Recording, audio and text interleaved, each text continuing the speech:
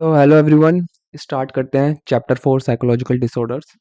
तो psychological disorders की एक करेक्टरिस्टिक है, उन्हें हम एबनॉर्मैलिटी के हिसाब से जज करते हैं। बेसिकली जो भी बिहेवियर स्टैंडर्ड या नॉर्म से अलग हो या डेविएंट हो, उसे हम साइकोलॉजिकल डिसऑर्डर्स की कैटेगरी में हम डाल सकते हैं। पर उसके लिए हमारे पास दो अप्रोचेस हैं। पहली है सोशल अप्रोच। बेसिकली इसमें हम एक्सपेक्टेशंस या नॉर्म्स, जो भी सोसाइटी के आइडिया हैं या रूल्स हैं बिहेवियर को रिलेटेड, जो भी बिहेवियर उससे अलग हो उसे हम एबनॉर्मल बोलते हैं। लेकिन ये डेफिनेशन कंप्लीट नहीं है। जैसे कि अगर तुम पैर छू रहे हो किसी के, सब छू रहे हैं और तुम नहीं छू रहे, तो उसे एबनॉर्मल बोल सकते हैं, लेकिन क्या वो एक्चुअली एबनॉर्मल है? नहीं। तो इसलिए हमारे पास दूसरी अप्रोच है, वो है माल एडेप्टिव अप्रोच। बेसिकली इस अप्रोच में हम क्या करते हैं कि जो भी बिहेवियर तुम्हारी वेलबींग को डिस्टर्ब करे, वेलबींग जैसे कि normal day to day task, growth से रिलेटेड जो भी तुम्हें अचीव करना है फ्यूचर में गोल, वो तुम नहीं कर पा रहे या डे टू डे टास्क भी नहीं कर पा रहे, उसे हम एबनॉर्मल बोल सकते हैं। इस हिसाब से हर एबनॉर्मल बिहेवियर की चार कॉमन कैरेक्टरिस्टिक है, उसे हम 4D करके बोलते हैं। पहली है डेविएंट। बेसिकली वो अलग होगा, यूनिक होगा। उसे तुमने it's not a common occurrence, वो हर डे टू डे लाइफ में तुम्हें नहीं दिखेगा वो बिहेवियर। वो स्पेसिफिक सिचुएशंस या स्पेसिफिक लोगों में ही दिखेगा। दूसरी है डिस्ट्रेस। बेसिकली इट्स अनप्लीजेंट और अपसेटिंग टू द पर्सन या अदर्स। स्ट्रेस डालना बेफालतू का खुद पे या दूसरों पे, ऐसा बिहेवियर। फिर है डिसफंक्शनल, जो तुम्हारी डे टू डे लाइफ पे इम्पैक्ट डाले कि तुम नॉर्मल काम कर रहे हो वो भी नहीं कर पा रहे, या वैसा बिहेवियर। और डेंजरस, जैसे कि खुद को हार्म करना या दूसरों को हार्म करना। तो जिस भी जिस भी बिहेवियर में ये चारों कैरेक्टरिस्टिक्स कॉमन होंगी, उसे हम एबनॉर्मल बिहेवियर बोलते हैं। अब एबनॉर्मैलिटी की शुरुआत कहाँ से हुई? तो हिस्टोरिकल बैकग्राउंड के हिसाब से सुपरनैचुरल अप्रोच, जिसमें कहा जाता था कि सुपरनैचुरल एंटिटी जैसे भूत हो गया या भगवान या प्रेत वगैरह वगैरह, इन सब की वजह से साइकोलॉजिकल डिसऑर्डर्स होते हैं। उसका क्योर क्या है कि मंदिर ले जाओ या एक्सोर्सिज्म कर दो, तांत्रिक बाबा वगैरह इन सब के पास ले जाओ। तो वो है। फिर ऑर्गेनिज्मिक अप्रोच, जो हमें किसने दी थी? प्लेटो ने। तो बेसिकली इसका मतलब ये है कि रीज़न और इमोशन के बीच में कॉन्फ्लिक्ट की वजह से एबनॉर्मैलिटी आती है। उसी से रिलेटेड दो थ्योरी हमारे पास, फॉर ह्यूमर, जो गैलन ने दी थी। बेसिकली इंसान, इस थ्योरी के हिसाब से इंसान चार एलिमेंट्स का बना है: अर्थ, एयर, फायर, वाटर। और बेसिकली ये फ्लूइड बनाते हैं बॉडी में। जो इंसान की एक सोल होती है वो एक पानी की तरह होती है। और उन इन चारों कॉम्बिनेशन के हिसाब से पर्टिकुलर बिहेवियर या टेम्परामेंट आता है। उसका इंडियन वर्जन तीन दोष का ही है। आ, तो ये एक अप्रोच होगी। तो ये तो मिथोलॉजिकल पार्ट हो गया।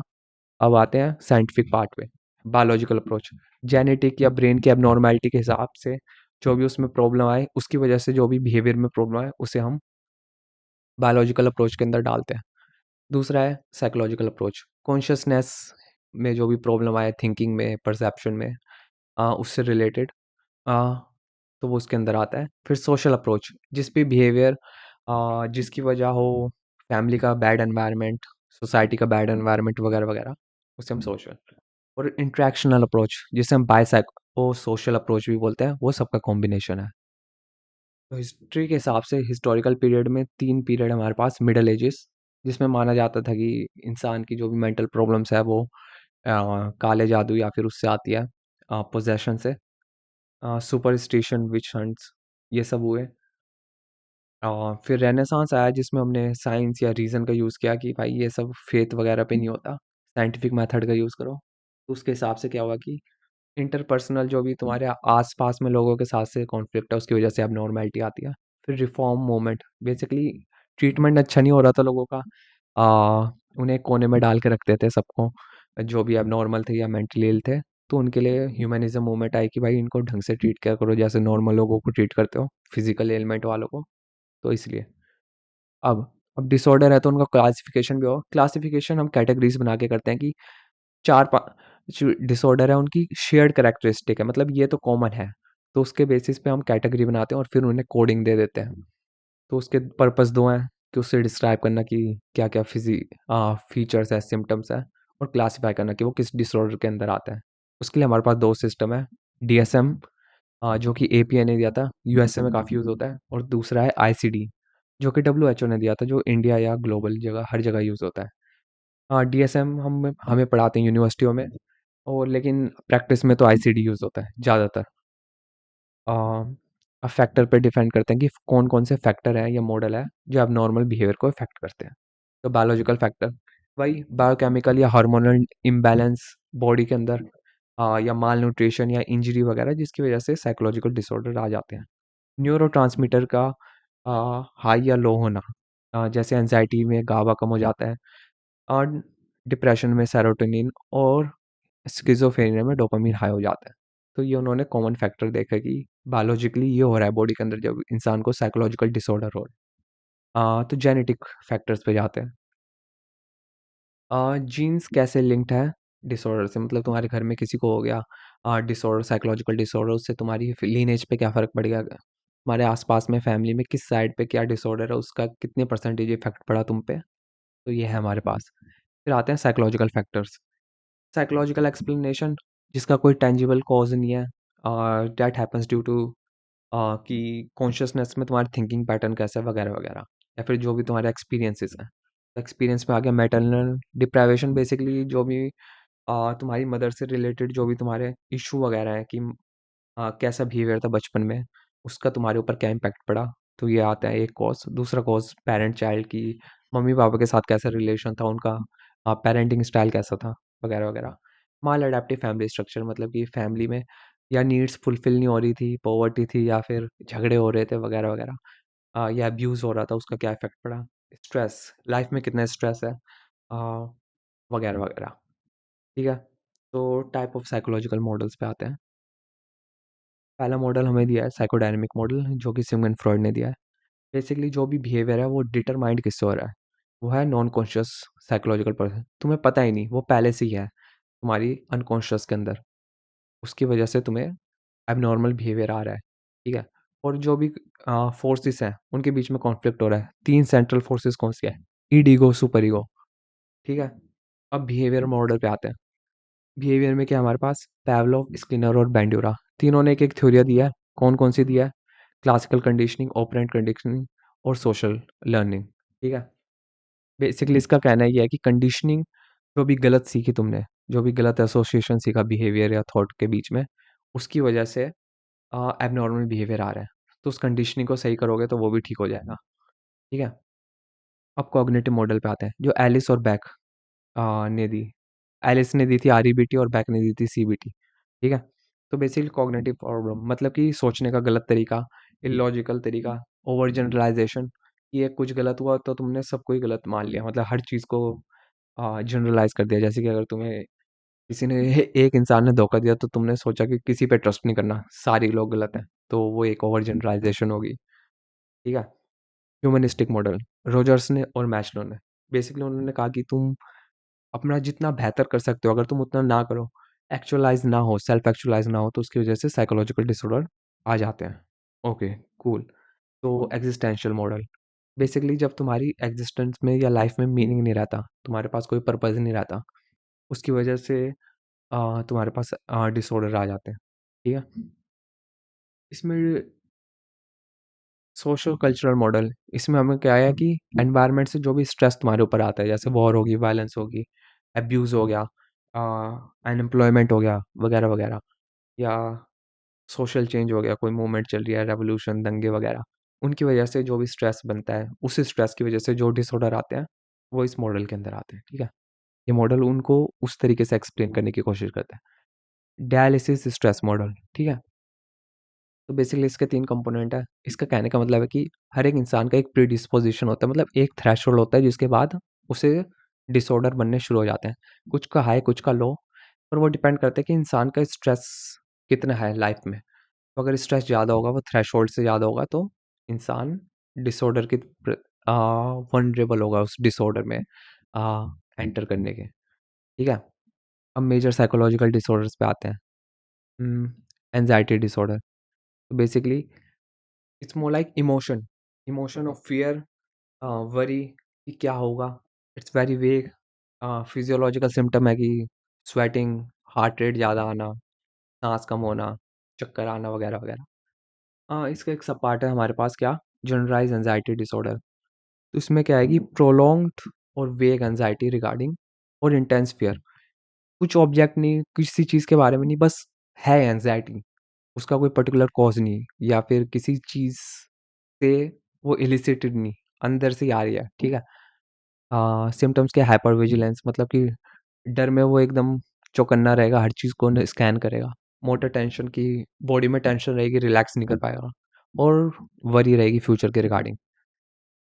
अब एक और डिसऑर्डर पे आते हैं, वो है पैनिक डिसऑर्डर। इसमें एंजाइटी अटैक्स आते हैं, मतलब इंटेंस फियर उस समय के लिए काफ़ी ज़्यादा। उसकी वजह से क्या होता है कि इंसान ब्रेथ नहीं ले पाता, डिजीनेस आ जाती है, ट्रम्बलिंग हो जाती है, चोकिंग वगैरह, ठीक है। अब फोबिया पे आते हैं। फोबिया 3 तरीके के होते हैं। बेसिकली ये रिलेटेड होते हैं किसी स्पेसिफिक ऑब्जेक्ट पे। जनरलाइज़ एंग्जायटी डिसऑर्डर किसी पर्टिकुलर ऑब्जेक्ट से रिलेटेड नहीं था। फोबिया है, तो फोबिया में 3 है। स्पेसिफिक फोबिया कि कुछ स्पेसिफिक चीज़ का फोबिया, साँप का हो गया, बिच्छू वगैरह, हाइट, ठीक है? इन सब का। सोशल फोबिया, वो किसका? दूसरों से डर। कुछ लोग बात नहीं कर पाते, पब्लिक स्पीकिंग की प्रॉब्लम वगैरह-वगैरह। एगोराफोबिया, तो इसमें हमारे पास क्या है कि लोगों को नई सिचुएशन से डर लगता है। कोई नई चीज़ सिचुएशन में अगर उनको डाल दो तो फ़ैमिलियरिटी ज़्यादा पसंद करते हैं रेदर देन न्यू सिचुएशंस, ठीक है? सेपरेशन एंग्ज़ायटी डिसऑर्डर, अपने आस-पास के लोगों या घर से दूर रहने से एंग्ज़ायटी होना, मतलब रह ही नहीं पा रहे एक-दूसरे से दूर या अलग, ठीक है?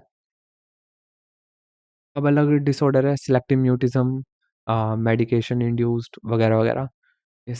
ये सब डिटेल में नहीं दिए तो इसे स्किप करते हैं, आगे बढ़ते हैं। ओसीडी, ओसीडी के 3 पार्ट हैं, 2 पार्ट हैं बेसिकली, ऑब्सेशन और कंपल्शन। बेसिकली किसी भी चीज़ से ऑब्सेस्ड होना और उस बिहेवियर को बार-बार रिपीट करते रहना, कुछ पर्टिकुलर टाइप के बिहेवियर। ऑब्सेशन में क्या होगा कि किसी एक चीज़ या आइडिया के बारे में सोच रहे हो कंप्लीटली बार-बार, और वो पसंद भी नहीं, वो तुम्हें पता है कि तुम्हें नहीं करनी चाहिए लेकिन फिर भी करे जा रहे हो, ठीक है?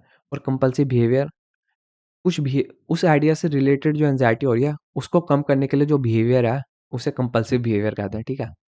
काउंटिंग हो गया, चेकिंग हो गया, जैसे अगर तुम्हें टेंशन है, ऑब्सेशन है कि भाई कोई घर में चोरी ना कर ले, तो उस ताले को बार-बार चेक करने जाओगे, तो उसे ओसीडी के अंदर डाल सकते हैं। एक बार कर लिया तो ठीक है, लेकिन अगर 4-5 बार बार-बार जा रहे हो, तो ओसीडी के अंदर आ सकता है वो, ठीक है? ओसीडी के भी अलग-अलग टाइप हैं, होर्डिंग डिसऑर्डर, चीज़ें जमा करना, ट्रिक्टोमेनिया, कि हेयर पुल करना, स्किन को पिक करना, ठीक है? नाखून चबाना, ये भी आ सकता है, ठीक है? ट्रॉमा या स्ट्रेस रिलेटेड, कोई एक्सट्रीम चीज़ होगी, जिसकी वजह से लाइफ में बहुत ज़्यादा स्ट्रेस आ गया, फैमिली में डेथ होगी, वॉर होगी, एक्सीडेंट हो गया वगैरह वगैरह, उसकी वजह से स्ट्रेस आता है, तो उसमें इंसान को फ्लैशबैक मिलते हैं, वो जा रहा है, सो रहा है तो सो नहीं पा रहा क्योंकि उसे बार बार वही चीज़ सता रही है। इमोशनल नमिंग की, वो इमोशन ढंग से फील नहीं कर पा रहा क्योंकि वो रिप्रेस करता जा रहा है, वगैरह वगैरह, ठीक है। अब सोमैटिक सिम्टम्स, ठीक है, इसमें हमारे पास 3 आती है। इसमें बेसिकली इंसान एक्सपीरियंस करता है सिम्पटम्स, लेकिन उसका कोई बायोलॉजिकल कॉज़ नहीं होता। दैट्स द हाइलाइट, ठीक है? इलनेस एंग्ज़ायटी डिसऑर्डर, एंग्ज़ायटी होती है कि कोई सीरियस इलनेस ना डेवलप कर लूँ मैं, जैसे कैंसर तो नहीं है मुझे, डायबिटीज़ वगैरह-वगैरह, लेकिन तुम्हारे पास कोई स्पेसिफिक रीज़न नहीं है कि तुम उसे बता सको कि है। इवन इफ डॉक्टर ने चेकअप भी कर लिया कि भाई तुम्हें कुछ नहीं है, तब भी तुम्हें अगर एंग्ज़ायटी हो रही है कि तुम्हारे पास कुछ ना कुछ गलत तो है, तो उसके अंदर आएगा इलनेस एंग्जायटी डिसऑर्डर क्या है कि भाई कुछ ना कुछ तो है गलत, चेक करो फिर से, ठीक है। अब somatic symptom disorder, basically complaint होना, फिजिकल उसे सिम्टम दिख रहे हैं लेकिन उसका कोई मेडिकल प्रूफ या फिर कंडीशन नहीं है, तो भाई बार बार जैसे वो कहेगा कि भाई मेरे तो हाथ में दर्द हो रहा है, या फिर मेरा ब्लड प्रेशर हाई हो रहा है, लेकिन उसका ब्लड प्रेशर हाई नहीं हो रहा जब चेक किया तो, ठीक है, लेकिन उसे ऐसा लग रहा है कि वो सिम्टम एक्सपीरियंस हो रहे हैं। कन्वर्जन डिसऑर्डर, बेसिकली कोई फंक्शन या मोटर मूवमेंट यूज़ नहीं कर पा रहा, लेकिन उसका बायोलॉजिकल कॉज़ नहीं, जैसे देख तो सकते हैं आँखें, ठीक है, लेकिन देख नहीं पा रहा, या फिर कान है, ठीक है, सब बॉडी का सब पार्ट काम कर रहे हैं, लेकिन वो तब भी यूज़ नहीं कर पा रहा। वो इसके अंदर आ जाता है कन्वर्जन डिसऑर्डर्स के अंदर, ठीक है।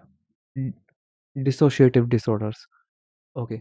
जब आइडियाज़ और इमोशन के बीच में सेपरेशन, आइडियाज़ किसके बारे में? रियलिटी, सो रियलिटी और इंसान के सेल्फ के बीच में डिसोसिएशन, वो रियलिटी को समझ नहीं पा रहा, रियलिटी से दूर होता जा रहा है, ठीक है? अब इसमें हमारे पास 2 आते हैं। बेसिकली इसका कहने का मतलब है कि ये कॉज़ होते हैं पेनफुल इवेंट की वजह से, जो भी ट्रॉमा, अगर पीटीएसडी नहीं होगा तो डिसोसिएटिव डिसऑर्डर भी हो सकता है, पेनफुल एक्सपीरियंस की वजह से, ठीक है? डिसोसिएटिव एमनेशिया, ठीक है? इसमें क्या होता है कि स्पेसिफिक मेमोरी लॉस हो जाता है, लेकिन दिमाग तो सब सही है। एक तो होता है उम्र के साथ हो जाए, जैसे एमनेशिया या फिर डिमेंशिया, लेकिन इसमें हमारे पास क्या है, नेचुरल कोई कॉज़ नहीं है, कोई ब्रेन में कोई स्ट्रक्चर में चेंज नहीं। ब्रेन जिसके पास मेमोरी है उसका भी वैसे ही है, जिसके पास मेमोरी नहीं है उसका भी सेम ही है, लेकिन सेलेक्टिव मेमोरी लॉस होगी। और वो स्पेसिफिक इन्फॉर्मेशन होती है जो तुम्हारी लाइफ से रिलेटेड होती है, जो लॉस हो जाती है डिसोसिएटिव एमनेशिया में। अब डिसोसिएटिव फ्यूगे में जाते हैं। इसमें क्या होता है कि इंसान घर वगैरह छोड़ के चला जाता है। पता नहीं, कोई रीज़न नहीं, बस घर छोड़ के चला गया। कोई नई आइडेंटिटी लेके रहने लग गया, लेकिन उसे कुछ याद नहीं कि भाई वो जब क्यों छोड़ के गया था, और जब वो छोड़ के गया था, जब उसे वापस लाते हैं तो भी वो रिकॉल नहीं कर पाता कि वो क्यों गया था, ठीक है? डीपर्सनलाइज़ेशन या डीरियलाइज़ेशन, ठीक है? इसमें क्या होता है कि इंसान रियलिटी से थोड़ा दूर होने लगता है। उसे ये नहीं पता सपना क्या है, सच क्या है, मतलब रियलिटी क्या है। तो वो हाफ अवेक स्टेट में रहता है एकदम, ठीक है? अब आते हैं डिसोशिएटिव आइडेंटिटी। इसमें 1 या 2 से 3 पर्सनैलिटी इंसान के अंदर होती है। जैसे अपरिचित फ़िल्म थी, वैसी, ठीक है? अब डिप्रेसिव डिसऑर्डर, बार-बार लो मूड रहना, काफ़ी लॉन्ग समय तक कि भाई इंसान कुछ काम भी नहीं कर पा रहा, सो नहीं पा रहा, खा नहीं पा रहा, जो चीज़ में इंटरेस्ट था वो ही नहीं कर पा रहा, बार-बार सोच रहा है भाई जीने का क्या फ़ायदा? गिल्ट या अनवर्दीनेस की फीलिंग, तो ये सब आती है मेजर डिप्रेसिव डिसऑर्डर के अंदर। अब इसके कई कॉज़ हो सकते हैं। जीन्स, घर में कोई हो, एज, कुछ लोगों को यंग एज में होता है, कुछ लोगों को मिडल एज में। वुमेन्स के लिए यंग एज है, मेन के लिए old age basically. Gender wise women को ज़्यादा डिप्रेशन है in comparison to man. Life में कुछ बुरा हो गया, नेगेटिव इवेंट हो गया, उसकी वजह से डिप्रेशन, या फिर कोई आस-पास है नहीं, सोशल सपोर्ट, रिलेशनशिप नहीं, मम्मी-पापा से बात नहीं कर रहे, दोस्त नहीं है, वगैरह-वगैरह, तो उसकी वजह से डिप्रेशन हो सकता है। मतलब ये कॉज़ेज़ हैं। ज़रूरी नहीं होगा, पर हो सकता है। So it's a possibility. Again, bipolar mood disorder या मैनिक डिप्रेशन।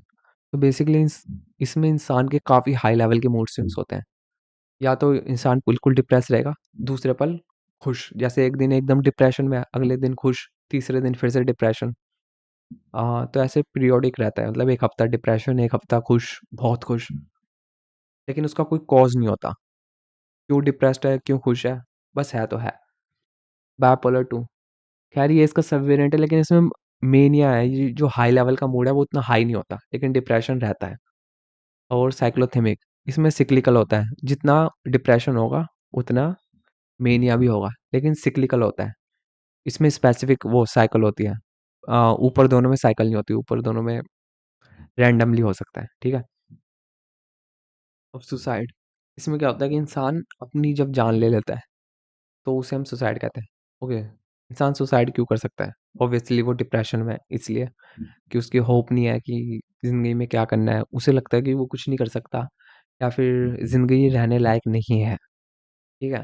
तो इसलिए वो सुसाइड कर सकता है। ओके। इन स्टूडेंट में सुसाइड होती है कि एग्ज़ाम के रिज़ल्ट से रिलेटेड, तो अपनी जो एग्ज़ाम का रिज़ल्ट है उससे अपनी सेल्फ वर्थ मेज़र करते हैं, जिसकी वज़ह से उन्हें डिप्रेशन हो सकता है, क्योंकि उनके कंट्रोल के बाहर है एग्ज़ाम का रिज़ल्ट। उनके कंट्रोल में क्या है कि वो मेहनत करें और बाकी उनका जो रिज़ल्ट आएगा वो आएगा, ठीक है? लेकिन जब वो उसे अपनी सेल्फ वर्थ से जोड़ने लगते हैं, या फिर और लोगों का क्या रिएक्शन होगा उनके एग्ज़ाम के रिज़ल्ट से रिलेटेड, उससे अपनी सेल्फ वर्थ जोड़ने लगते हैं, तो उनका क्या होता है कि सेल्फ एस्टीम लो हो जाती है। सेल्फ एस्टीम लो हो जाती है तो उन्हें लगता है उनका लाइफ पे कोई कंट्रोल नहीं, फिर उनकी होप चली जाती है और फिर वो डिप्रेशन में चले जाते हैं, ठीक है? तो कैसे आइडेंटिफ़ाई करें स्टूडेंट में डिप्रेशन है? इंटरेस्ट कम हो रहा है, ग्रेड नहीं आ रहे, कुछ काम करने का मन नहीं कर रहा क्लास में, एब्सेंट रह रहे हैं, नशे में है, वगैरह-वगैरह, ठीक है? तो सेल्फ एस्टीम कैसे बढ़ाएँ? बात करो, पॉजिटिव लाइफ़ एक्सपीरियंस करो, उन्हें ऐसी सिचुएशन में रखो जहाँ उन्हें अपना दिमाग यूज़ करना पड़े, ठीक है? आराम से एम्पैथेटिकली बात करो, गोल सेट करो, ओके? अब आते हैं स्किज़ोफ्रेनिया पे। बेसिकली इसमें तुम्हारी सारी perceptual, cognitive, behavioural, emotional capabilities चली जाती हैं धीरे-धीरे। इसमें 3 तरह के सिम्पटम्स होते हैं, पॉज़िटिव, नेगेटिव और बिहेवियरल। पॉज़िटिव पे आते हैं, इसमें क्या होता है, एक्सेस होती है। एक्सेस किस चीज़ की? थॉट की, इमोशन की, बिहेवियर की। हैलुसिनेशंस होते हैं, जो चीज़ नहीं है रियलिटी में वो भी तुम्हें दिखने लग जाएगी। कोई इंसान नहीं है, तुम्हें वो दिख रहा है, कोई टेबल नहीं है, वो दिख रहा है, आवाज़ नहीं है, वो सुनाई दे रही है, ठीक है?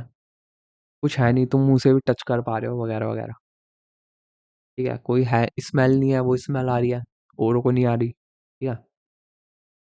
थॉट डिसऑर्डर, थॉट में क्या होता है कि मतलब कुछ ही बोले जा रहे हैं, एक टॉपिक से दूसरे टॉपिक पे जा रहे हैं, कोई काम नहीं था, कोई उसका बीच में टॉपिक का यूज़ नहीं था, तो बीच में बोलने लगे। जैसे अगर स्कूल में अगर पढ़ाई हो रही है, तो कोई अगर रैंडमली बात करने लगेगा कि मैं शादी में गया था, फिर शादी की बात करने लगे, मुझे ये खाना पसंद है, फिर मुझे ये खाने के बाद मुझे बाहर घूमना पसंद है, वगैरह-वगैरह। अगर उसकी कोई लॉजिकल सेंस नहीं बन रहा बात का कि भाई एक टॉपिक पे नहीं रह पा रहा, तो वो फॉर्मल थॉट डिसऑर्डर के अंदर आ सकता है। नियोलिज्म, वर्ल्ड अ, वर्ल्ड है नहीं, लेकिन उसे वर्ल्ड को बनाया जा रहा है, ठीक है? उसका उसका कोई मीनिंग नहीं है, ठीक है? अब प्रिज़र्वेशन, मतलब एक ही थॉट को बार-बार रिपीट किए जा रहे हैं और उसका कुछ मीनिंग है नहीं, मतलब क्यों रिपीट कर रहा है? कोई रीज़न नहीं, ठीक है? अब डिल्यूज़न, डिल्यूज़न में क्या होता है कि कोई एक बिलीफ होता है, लेकिन उसका कोई एविडेंस नहीं होता, या फिर वो एविडेंस उसके अगेंस्ट होता है, तब भी वो बिलीफ मेंटेन करके रखता है। अब बिलीफ कैसे होगा कि भाई मेरे ऊपर कोई निगरानी रख रहा है, या मेरे तो सब खिलाफ हैं, लेकिन उसका कोई एविडेंस नहीं है।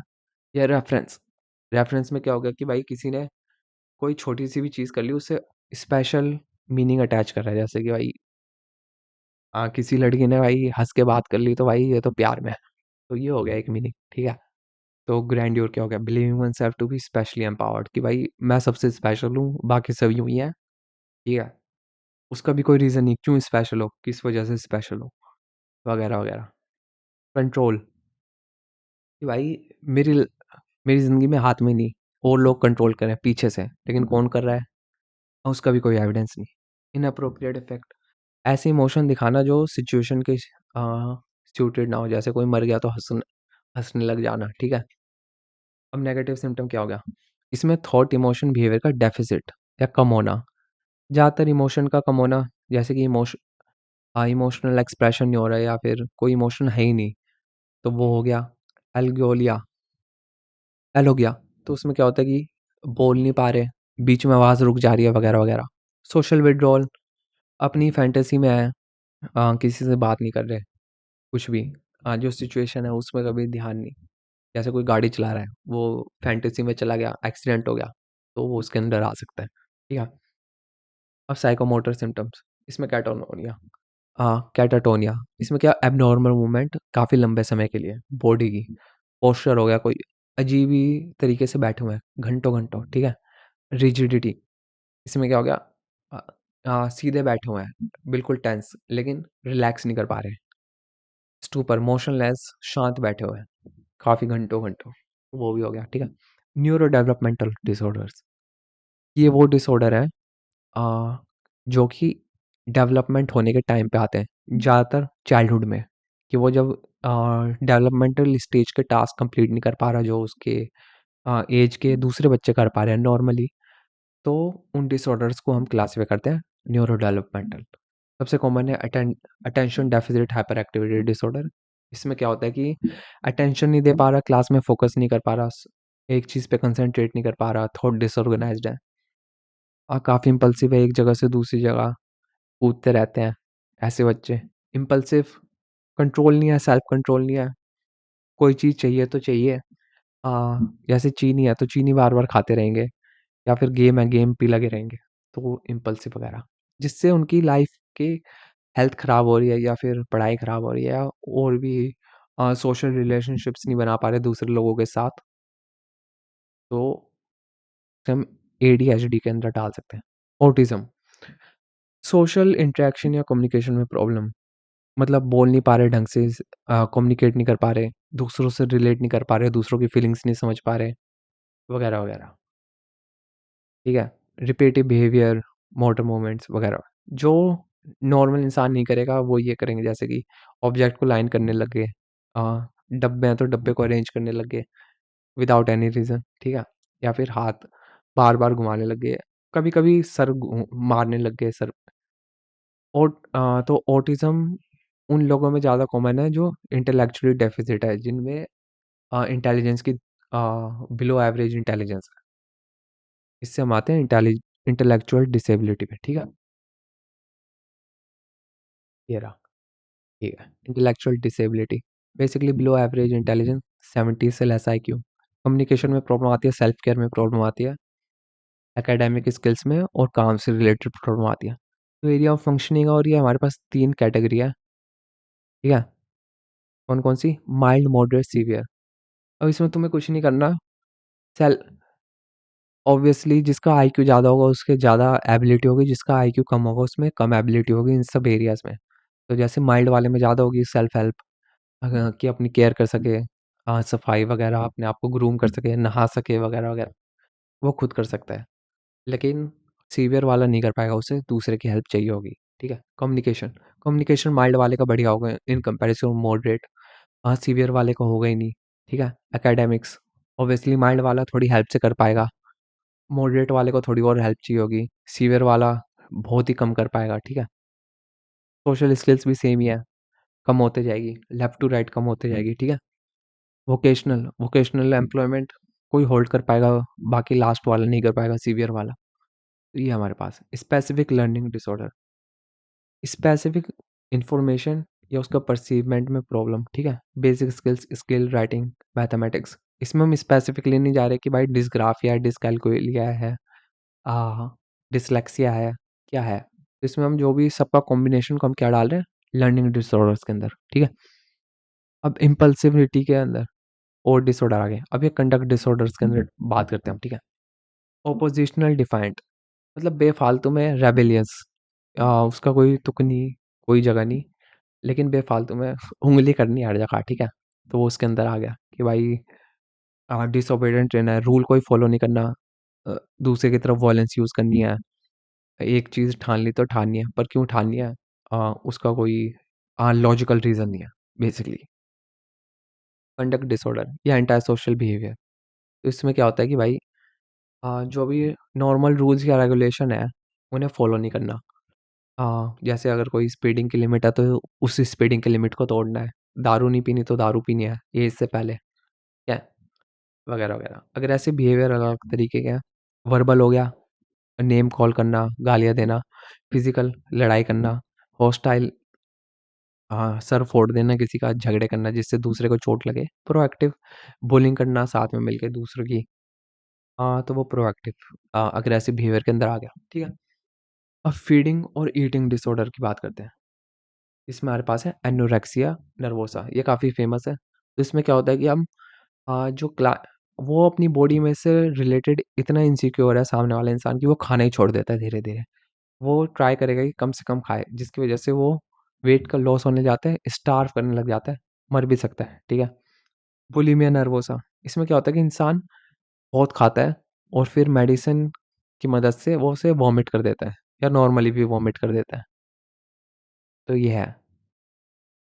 अब बिंज ईटिंग, इसमें क्या होता है कि इंसान कंट्रोल नहीं है खाने के ऊपर, कभी भी खा रहा है, जब मन करे खाते ही जा रहा है, ठीक है? तो ये बिंज ईटिंग में आएगा। अब substance related disorder, I think ये आखिरी है। तो इसमें क्या होता है कि जो भी बिहेवियर रिजल्ट होता है सब्सटेंस अब्यूज़ से, जैसे कोई मार-पिटाई कर रहा है घर पे, आपस में झगड़ा कर रहा है, ड्रंक ड्राइविंग कर रहा है, वगैरह-वगैरह, और कंपल्सिवली कर रहा है, ऐसा नहीं कि एक बार कर लिया, बार-बार करते जा रहा है, तो उस डिसऑर्डर को हम एडिक्टिव डिसऑर्डर्स के अंदर डालेंगे। कौन-कौन सी सब्सटेंसेस की वजह से होता है? अल्कोहल, क्यों होता है? क्योंकि वो सेंट्रल नर्वस सिस्टम या सोचने की कैपेबिलिटी को कम कर देती है। तो उसकी वजह से क्या होता है, इंसान अपने इंस्टिंक्ट पे काम करने लग जाता है, इमोशन पे ज़्यादा, और कोई फ़िल्टर नहीं होता कि ये करना है या ये नहीं करना, तो वो कंट्रोल नहीं होता अपने आप पे। हीरोइन, सेम, रेस्पिरेटरी सिस्टम को स्लो कर देता है वगैरह-वगैरह। पैरालाइज़ हो सकता है, आदमी की साँस रुक सकती है, मर सकता है, ठीक है? स्टिमुलेंट, कोकेन हो गया, कैफ़ीन हो गया, कैनाबिस, हैलुसिनोजन, इनहेलेंट्स, टोबैको, सिगरेट वगैरह, ओपियोइड, सेडेटिव, हिप्नोटिक्स, एंक्साइटियोटिक्स, ओके, ठीक है। एंज़ाइयोलाइटिक्स, ठीक है। तो ये हमारे पास सारे एडिक्टिव सब्सटेंसेस है जिसकी वजह से बिहेवियर में प्रॉब्लम आ सकती है। जैसे कोई नशे में है तो कहीं एक्सीडेंट हो गया उसका, पड़ा हुआ है कहीं पे, ठंड लग गई, ठंड में ही मर गया। तो ये सब चीज़ें हो सकती हैं, ठीक है? तो ये सारा हमारे समरी थी पूरे चैप्टर की, ठीक है? अगर अगर फ्यूचर में अगर मैं और भी बढ़िया नोट्स बना पाऊँ या और इसको और सिम्प्लीफाई कर सकूँ, तो मैं उसका वर्ज़न 2 डाल दूँगा। बाकी thank you for watching and that's all.